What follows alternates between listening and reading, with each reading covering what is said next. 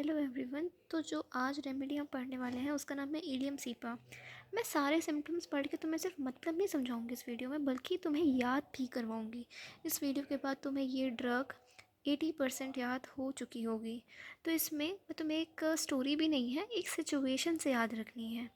तो देखो, ilium cepa में तुम एक लेडी को इमेजिन करोगे जिसने हील्स पहनी हुई हैं और जिसने हाथ में रिंग्स पहनी हुई हैं, जो उसके लव्ड वन ने गिफ्ट करी थी, या फिर बॉयफ्रेंड भी कह सकते हो लेमन लैंग्वेज में। बट अब उस लेडी का अपने बॉयफ्रेंड के साथ ब्रेकअप हो गया है और वो अब बहुत ही ज़्यादा दुखी है, और वो चल रही है रेन में और वो भीग रही है। ठीक है, ये सिचुएशन ध्यान में रखते हुए हम इसके सारे सिम्टम्स देखेंगे। तो देखो, सबसे पहले इसके फिजिकल जनरल्स पे आते हैं। अब देखो, क्योंकि वो लेडी रेन में भीग रही है तो क्या होगा, उसे कोल्ड होगा। ठीक है, तो कोल्ड से रिलेट करके तुम याद रखो acute catarrhal inflammation of mucous membrane. अब यहाँ पे कैटेरल का मतलब क्या होता है? कैटेरल का मतलब होता है कोई सी भी कनाल या फिर साइनस में अगर म्यूकस जम रहा है या फिर आ गया है, उसको हम कैटेरल बोलते हैं। अब जैसे देखो, जो हमारी नोज़ है उसमें कोल्ड के टाइम पे क्या होता है, म्यूकस ज़्यादा जम जाता है और जो बाद में धीरे धीरे करके बाहर आता है, जैसे हम कोराइज़ा या कोल्ड बोलते हैं। ठीक है, तो इन्हें ये शॉर्ट टर्म के लिए होगा, तुम कह सकते हो सर्दी ज़ुकाम के लिए हम एलियम सीपा देते हैं। ठीक है, acute catarrhal inflammation of mucous membrane with increase secretion, मतलब दो जो भी डिस्चार्ज होगा वो काफ़ी ज़्यादा होगा। ठीक है, अब क्यों हुआ उसको, ये क्यों होगा catarrhal inflammation? Of course from getting wet, ये इसका प्राइमरी रीज़न है। अगर किसी और वजह से हो रहा है तो हम फिर कोई और ड्रग पे ध्यान देंगे। अब इसके हेड पे आते हैं। अब क्योंकि उसको कोल्ड है तो थोड़ा सा हेडेक भी होता है कोल्ड के साथ। तो कैसा हेडेक है? कैटेरल डल हेडेक है, बहुत ज़्यादा तेज़ हेडेक नहीं है, डल हेडेक है, और वो भी कैटेरल है क्योंकि उसके म्यूकस मेम्ब्रेन्स में अफेक्शंस हुई हैं, म्यूकस जम रहा है, इस वजह से उसको हेडेक हो रही है। विथ कोराइजा मतलब कोल्ड, कोल्ड है तो हेडेक भी होगा। अब ये कैसा हेडेक होता है? ये शाम के टाइम पे बढ़ जाता है और खुली हवा में जाएगी ये, तो उसको ठीक लगेगा। On returning to a warm room, अगर ये जैसे हीटर वाले रूम में आ गई, ठीक है, या बेसमेंट्स में आ गई जहाँ पे थोड़ी गर्मी रहती है, तो वहाँ पे इसका हेडेक बढ़ेगा। फिर headache ceases during menses, returns when flow disappears. देखो, तुम इसको थोड़ा सा ऐसे याद रख सकते हो कि हेडेक कुछ वुमेन में मेंसेस के टाइम पे कम हो जाता है क्योंकि एस्ट्रोजन लेवल ड्रॉप होता है। ऐसे कुछ वुमेन में ऐसा भी होता है कि हेडेक उसी टाइम स्टार्ट हो जब पीरियड आए। तो ये तुम रख लेना कि हेडेक उसका कब ठीक हो जाता है, मेंसेस के टाइम पे, और जैसे ही उसका फ्लो डिसअपियर होगा हेडेक दोबारा होने लगेगा। अब देखो, प्याज काटते टाइम आंखों से आंसू आते हैं, और उसका ब्रेकअप हुआ है तो वो भी रो रही है, तो उसको तो थोड़ा अच्छे से पढ़ना बनता है। तो आइज़ में उसके कैसा होता है, बर्निंग, बाइटिंग, स्मार्टिंग। बर्निंग मतलब से जलन सी होती है, ठीक है, प्याज काटते तो आँख में जलन सी होती है। बाइटिंग मतलब जैसे कुछ काट रहा है, ठीक है। स्मार्टिंग मतलब शार्प पेन, मतलब तुम आँख बंद करने की कोशिश करोगे तो तुम्हें बहुत चुभेंगी आँखें, ठीक है, जैसे कि वो स्मोक के सामने बैठी हो ऐसा लगता है। फिर वो क्या करेगी, उसके आइज़ में ये सब चीज़ें हो रही हैं तो उसको रब करेगी, हम भी रब करते हैं, पर उससे थोड़ा सा रिलीफ मिलता है। और उसकी आइज़ कैसी है, वाटरी, पानी आ गया है, पानी से भर गया है, जिसे हम सफ्यूज्ड का मतलब होता है फिल्ड। कैपिलरीज इंजेक्टेड मतलब जब आँख में ऐसे होता है तो हम देखेंगे कैपिलरीज दिखनी स्टार्ट हो जाती हैं, रेड कलर की आँखें रेड हो जाती हैं, तो उसको बोलेंगे capillaries injected. And excessive lacrimation, lacrimation means आँखों से पानी आना, ठीक है, बहुत ज़्यादा पानी आता है। अब नोज़ पर आते हैं। अब भाई उसको कोल्ड है तो नोज़ तो पढ़ना बनता है। स्प्रिंग कोराइज़ा मतलब स्प्रिंग के टाइम पे जब मौसम का बदलाव होता है, मतलब जब ज़्यादा ठंडी भी नहीं है, जब ज़्यादा गर्मी भी नहीं है, मौसम चेंज हो रहा है, इस टाइम पे कोल्ड होता है। और वो भी प्राइमरी रीज़न क्या है, फ्रॉम गेटिंग वेट। तो हम कौन सी रेमेडी सोचेंगे, एलियम सीपा। अब ये कोल्ड कैसा होता है, बढ़ते हैं। प्रोफ्यूज़ वाटरी एक्रिड नेज़ल डिस्चार्ज, प्रोफ्यूज़ मतलब बहुत ज़्यादा होता है, कोल्ड की डिस्चार्ज बहुत ज़्यादा होती है, वाटरी होता है। कंसिस्टेंसी क्या होती है म्यूकस की, it is watery not hard. Acrid nasal discharge, acrid मतलब जो डिस्चार्ज हमारे नाक से हो रहा है वो काफ़ी ज़्यादा लहर होगा, मतलब हमें थोड़ी चलन सी लगेगी, ठीक है। एक वर्ड होता है एक्रिड जिसका मतलब होता है लहर उठाने वाली। एक होता है ब्लैंड, मतलब कि दैट इज़ नॉर्मल, कुछ नहीं हो रहा उससे हमारी स्किन में, ठीक है। विथ प्रोफ्यूज ब्लैंड लेक्रिमेशन, देखो नाक से भी पानी आ रहा है, आँखों से भी पानी आ रहा है। अंतर क्या है? जो नोज़ से पानी आ रहा है वो एक्रिड है। एक्रिड्स को तुम इससे याद रख लो, एसिड, एसिड भी चलता है। एंड ब्लैंड मीन्स, तो सिंपल, ब्लैंड में कुछ नहीं हो रहा। इसी का उल्टा यूफ्रेशिया में होता है। यूफ्रेशिया में जो आँखों से पानी आता है वो एक्रिड होता है, मतलब जलन होती है उसमें। Discharge burns and corrodes nose and upper lip, मतलब नोज से जो सिक्रीशन है वो इतनी एक्रिड है कि नोज और अपर लिप को कोरोड कर देती है, मतलब थोड़ा सा वहाँ पे जलन जैसा लगता है, ठीक है।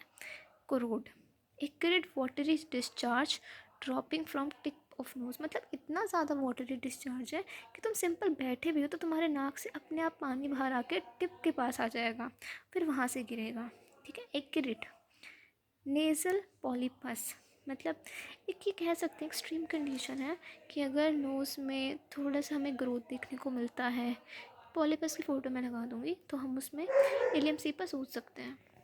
हाँ, अब देखो बारिश में भीग रही है तो अब इसके पेट में दर्द स्टार्ट होगा, ठीक है। कॉलिक मतलब पेट दर्द, from cold by getting wait feet, इसके पैर गीले हो गए। अब ये जो लड़की है इसने सुबह खाया था कुकुम्बर सैलेड, इसके और पेट में दर्द होगा, ठीक है। और अगर चिल्ड्रन में हो रहा है पेट में दर्द, जो कि बैठने से बढ़ जा रहा है और चलने से ठीक हो जा रहा है, तो भी हम ये सोच सकते हैं। पर इसका मेन हाईलाइट यही था, क्यूकम्बर सैलेड, फीट वेट, ठीक है। अब आते हैं फीमेल रिप्रोडक्टिव सिस्टम में। देखो फीमेल रिप्रोडक्टिव सिस्टम थोड़ा स्टोरी से रिलेट नहीं हो पा रहा है, बट कोई बात नहीं। फ्लीबिटाइस, फ्लीबाइटिस, फ्लीबाइटिस का मतलब होता है इन्फ्लेमेशन ऑफ वेन्स। प्यूरियल मतलब होता है पोस्टमार्टम पीरियड, मतलब वेन्स में इन्फ्लेमेशन हो जाती है पोस्टमार्टम पीरियड में, मतलब जब बेबी डिलीवर हो चुका है, ठीक है, उसके बाद वेन्स में इन्फ्लेमेशन होती है, तो उसके लिए हम हीलियम सीपा दे सकते हैं, ठीक है। अब देखो ये भींगी है बारिश में तो इसको फ़ीवर तो होगा ही, और इसका गला भी ख़राब होगा, तो हे फीवर जो कि होता है एलर्जिक राइनाइटिस, ये अगस्त में होगा इसको। तो ये वाइवा में पूछा जाता है कि कौन सी रेमेडी है जो पर्टिकुलरली अगस्त में दी जाती है, तो उसमें तुम आंसर दोगे एलियम सीपा, ठीक है। हे फीवर में क्या क्या होता है, मतलब कॉमन कोल्ड के जो सिम्टम्स हैं ना बहुत ज़्यादा एग्जैजरेट हो जाएंगे हे फीवर में। तो इसमें क्या होगा, violent sneezing on rising from bed, from handling peaches, मतलब बहुत ज़ोर से छींक आएगी इसको, ऐसा लगेगा इसकी जान ही निकल गई छींक से, ठीक है। Catarrhal laryngitis, laryngitis means inflammation of larynx, और कैटेरल मीन्स क्या कि कि जो हमारा लैरिंग्स है उसमें म्यूकस मेम्ब्रेन जमा हुआ है, म्यूकस है उसमें, ठीक है। और जब इसे खांसी आएगी ना तो ये मतलब अपनी लैरिंग्स जहाँ पर होती है उस चीज़ को पकड़ लेगी, क्योंकि उसको ऐसा लगेगा कि अब इसने खांसा तो वो जो लैरिंग्स है फट जाएगा। तो यही लिखा है, cough compels patient to grasp the larynx, seems as if cough would tear it. अब एक्सट्रीमिटीज़ पे आते हैं, तो देखो इसने हील्स पहनी हुई हैं, तो हील्स पहन के ऐसे तो चल नहीं लेगी, अब क्या होगा, इसके स्पॉट्स होंगे, इसके पैर सोर हो जाएंगे, कहाँ पे, हील्स पे, मतलब पीछे की साइड पे, फ्रिक्शन, क्योंकि जो उसने हील्स पहनी है वो थोड़ी बेकार क्वालिटी की होगी, ठीक है। तो सोर and raw spots on feet because इसने हील्स पहनी है, ठीक है, स्पेशली हील सेक्शन। पानारिशिया मतलब एक्यूट इन्फ्लामेशन ऑफ फिंगर्स, इसके बॉयफ्रेंड ने जो इसे रिंग दी थी वो भी बेकार क्वालिटी की थी, जिसकी वजह से इस बेचारे के फिंगर्स में भी एक्यूट इन्फ्लामेशन हो गया। तो इन्फ्लामेशन कैसा दिखेगा, with red streaks up the arm, मैं पानारिशिया की फ़ोटो लगा दूँगी, ठीक है। रेड स्ट्रीक्स हो जाएंगे और इतना दर्द होगा वहाँ पे भाई साहब, कि बिल्कुल बेचारी एकदम होपलेस हो जाएगी, ठीक है। अब नर्वस सिस्टम में आते हैं, ठीक है। भाई बंदी का ब्रेकअप हुआ है, of course she is feeling sad, तो इसको नसों में दर्द होना स्टार्ट हो जाएगा, ठीक है। देखो यहाँ पे नसों से तुम फीमेल वाला भी याद रख सकते हो, तो इसको न्यूरल्जिक पेन होगा, मतलब नर्व्स में पेन होगा, ऐसा लगेगा कि इसके फेस पे, इसके हेड पे, इसके चेस्ट पे ऐसा कोई थ्रेड जैसा ना, कोई थ्रेड अंदर जो बहुत ज़्यादा दर्द हो रहा है, ठीक है। और ट्रोमेटिक भी हो सकता है ये चीज़ इंपॉर्टेंट है। Neuralgia off stump after amputation, देखो ये सिचुएशन से थोड़ा सा अलग है। जैसे मान लो कि किसी का हाथ ऑपरेशन करके हटा दिया, ठीक है, हाथ पूरा, तो जिस जगह पे वो चीज़ हमने हटाई है वहाँ पे भी तो वेन्स होती है, ठीक है। तो वहाँ पे उसको दर्द होगा पेन में, रिमूवल के बाद, ठीक है। Pain in nerve after removal of limb, ऐसा करके। पेन कैसा होगा? बर्निंग एंड स्टिंगिंग पेन, जैसे जल रहा है, स्टिंग होता है, बी स्टिंग जैसा पेन, कुछ चुभा रहा है कुछ। अब इसके एग्रेवेशंस देखते हैं। तो देखो, इसका जो कैटरल डल हेडेक तक कब पड़ रहा था? जब ये वार्म रूम में आता है या फिर वो ठंडी हवा में जाता है शाम के टाइम पे, ठीक है। Amelioration cold room and open air. Complementary, complementary का मतलब होता है कि आप एलियम सीपा के साथ ये सारी मेडिसिन दे सकते हैं। तो वो होंगे फॉस्फोरस, पल्सटीला एंड थूजा।